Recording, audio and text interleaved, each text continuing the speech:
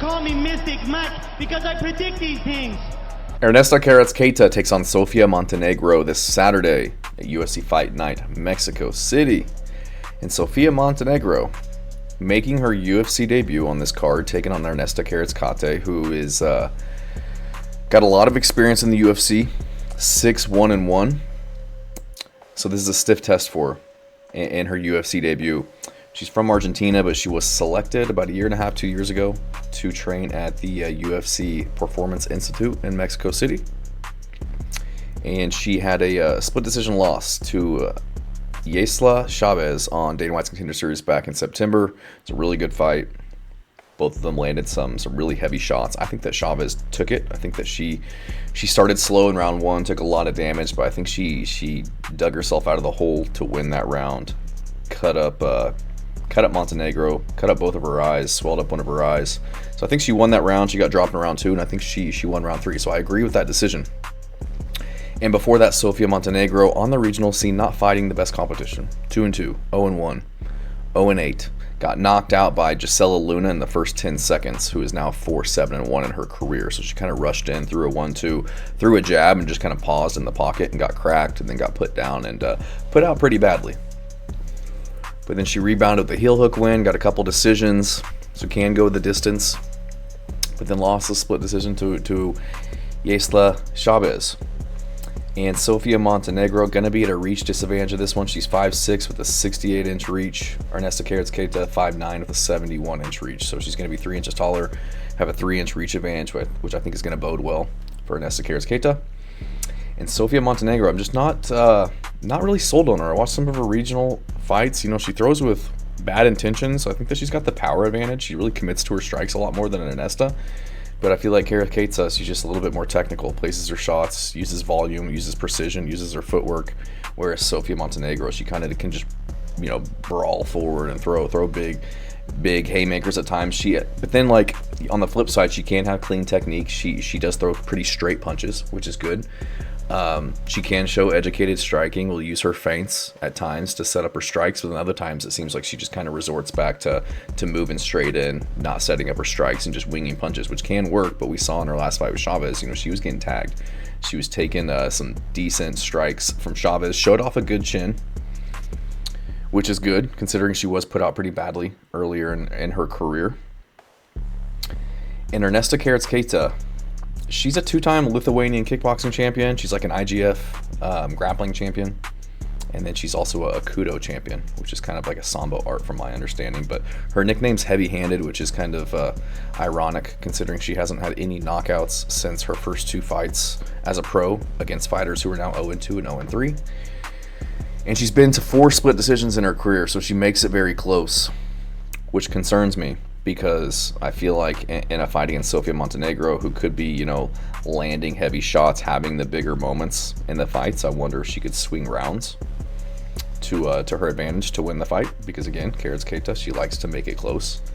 But Kareckaite, she had a split decision win over Carly Judice in probably one of the best fights on Dana White's Contender Series. And I'm very high on Carly Judice. If you're following this channel, I think she's very good. And she had a gritty performance against Gianni Barbosa, who's very good. She was giving up some takedowns, got kind of controlled in the grappling, but then as the fight progressed, her cardio took over, and her technical abilities on the feet started to defend the takedowns.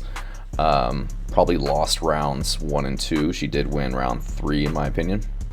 So it was a justified unanimous decision loss, and then had a split decision over Nicole Cagliari, who's okay. So my concern in this one with Ernesta Kareckaite is the power coming her way from Sofia Montenegro, her not being able to get respect on the feet just because Montenegro's tough. She's a brawler, she's a brute. And Sofia Montenegro will shoot takedowns. She's shown that she can get takedowns, but then I look at Ernesta Kareckaite, 82% takedown defense overall, even though she was taken down 3 times by Cagliari and twice by Gianni Barbosa. But I'm going to go with Ernesta Kareckaite. I like her experience level. I like her length. I like her cardio. I think that she'll be able to be landing strikes at range, avoid the big power punches coming her way from Sofia Montenegro. And I just trust her technical abilities and her cardio base to just be able to kind of out-volume her and be winning the exchanges on the feet. She'll have to be, obviously be defensively responsible from the power coming her way, but I've never been worried about Ernesta Kareckaite's chin. Never been finished. Never been knocked down in the UFC.